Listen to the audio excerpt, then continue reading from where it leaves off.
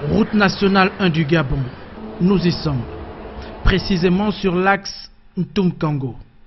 L'effort de développement ici est perceptible. Le projet intègre la rénovation complète de l'infrastructure. Premier résultat, sans commentaire. Le projet consiste en fait à la réhabilitation de la route nationale 1, notamment entre le pont Agoula et avant le pont Congo, sur un linéaire de 20,2 km. Dans l'élargissement de la route, nous avons le renforcement de la chaussée existante et l'élargissement de la route qui comporte une nouvelle structure de chaussée.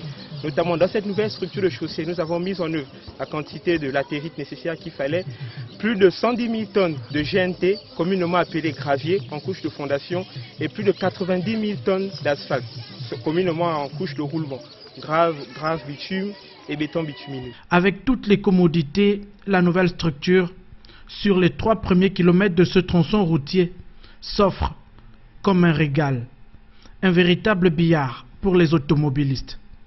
Nous avons sur ce linéaire plus de 50 ouvrages hydrauliques qui correspondent à un linéaire de 600 mètres.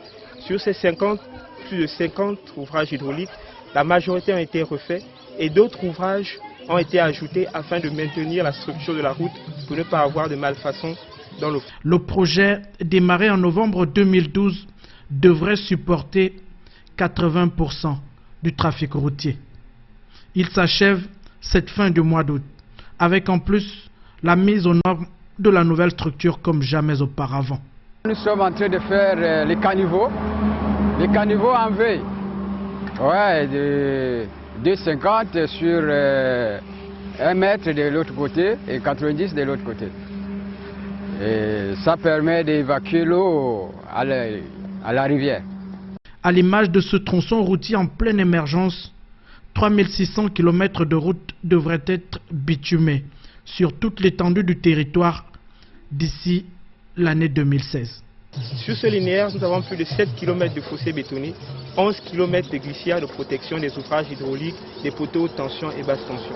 Dans un pays qui dispose de 9170 km de route, la modernisation de l'infrastructure routière est une priorité pour le chef de l'État.